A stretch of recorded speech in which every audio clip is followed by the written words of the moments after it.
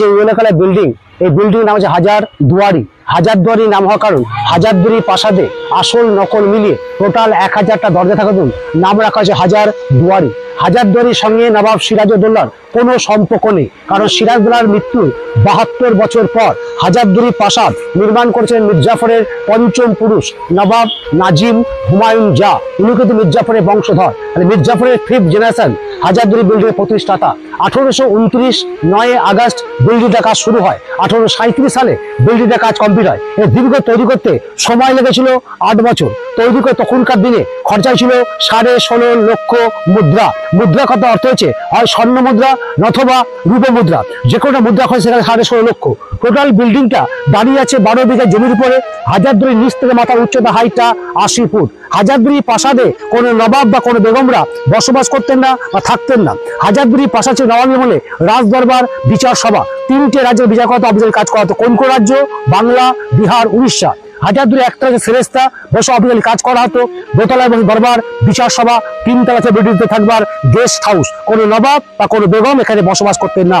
হাজারদুয়ারির front side এবং back side হুবহু দেখতে সেম একই রকম। ফ্রন্ট সাইডে ওটা সিঁড়ি আছে, ব্যাক সাইডে কোনো সিঁড়ি নেই, দেখতে কিন্তু সেম একই রকম। এবং হাজারদুয়ারি আর্কিটেকচার হচ্ছে ইটালিয়ান ইউরোপিয়ান স্ট্রাকচার, যাকে বাংলায় বলা আছে গথিক স্ট্রাকচার। আপনি Kolkata medical college, Kolkata Raj Bhavan, Serampore college যা কিছু দেখবেন এই আর্কিটেক্ট তৈরি করা। এই আর্কিটেক্ট বলছে ইটালিয়ান ইউরোপিয়ান স্ট্রাকচার।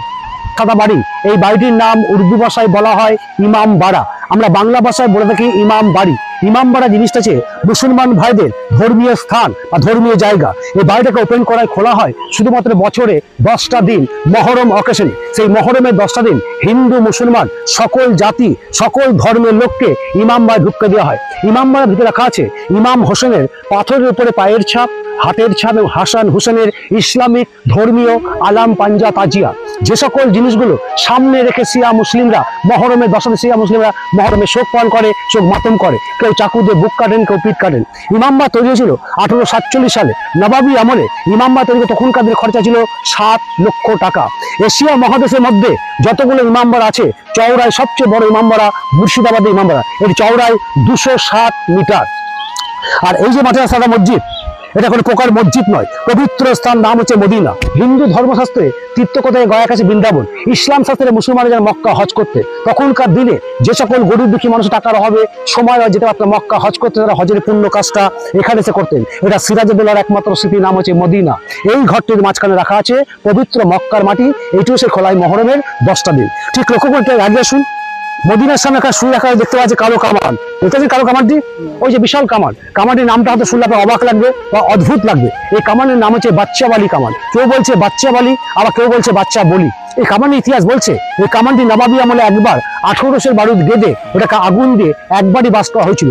যখন কামান বাস্ট করা হয় চারিদিকে এক ভয়ঙ্কর বিকট শব্দই পড়তে হয়, এবং সেই শব্দের ফলে কোনো মানুষ কানে ঠসা হয়ে যায়। এবং তখনকার সব আশেপাশে মা বোনেরা 7-8 মাসের গর্ভবতী পেটে সন্তান ছিল, বিকট আওয়াজে মানে গর্ভপাত হয়ে যায়। এই দৃশ্য দেখে আমরা ভয় পেয়ে কামানটি এপাশে রয়েছে সিঁড়ি, এপাশে কামান।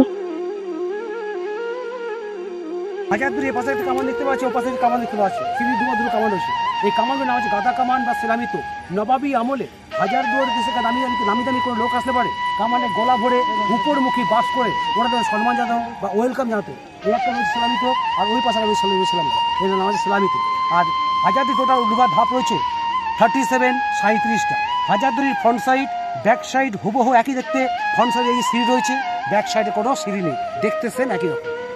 কর্মক্ষেত্রে কাজে ক্ষেত্রে যে সকল ব্যক্তিরা আসতেন, সে সকল ব্যক্তি যারা নামাজি না, নামাজ পড়তে নামাজি বলা হয়, সে নামাজি ব্যক্তি নামাজ সময় পারে উপরে উঠে গিয়ে অজু করে নামাজ পড়তে। ওরা নামাজ করতে আজমা করে দেওয়া হয়, কোনো নিষিদ্ধ নেই, কোনো বারণ নেই। যদি কোনো ব্যক্তি নামাজ সময় সে ব্যক্তি উপরে নামাজ পড়তে পারে। এই যে হাজারদুয়ারি নামটা হয়েছে, এর কারণ হচ্ছে মূল কারণ হচ্ছে বিল্ডিংটায় আসল নকল মিলিয়ে টোটাল দরজা আছে 1000, নাম হচ্ছে হাজারদুয়ারি। তাহলে আসল দরজা কোনগুলো, নকল দরজা কোনগুলো? ওই দাঁড়িয়ে আছে, খোলা রয়েছে আসল দরজা, আর এই যে নকল দরজা, এটা নকল। এই যে দেখতে পাচ্ছি পরপর 3খানা দরজা উপর দোতলায়, যেটা কাঁচ খোলা রয়েছে এটা হচ্ছে অরিজিনাল দরজা, আর দুটো দরজা রয়েছে এটা হচ্ছে ফলস নকল দরজা। এই দরজাগুলো কোনোদিন বা কোনো সময় খুলবে না, এটা ফিক্স চুন সুরকির তৈরি।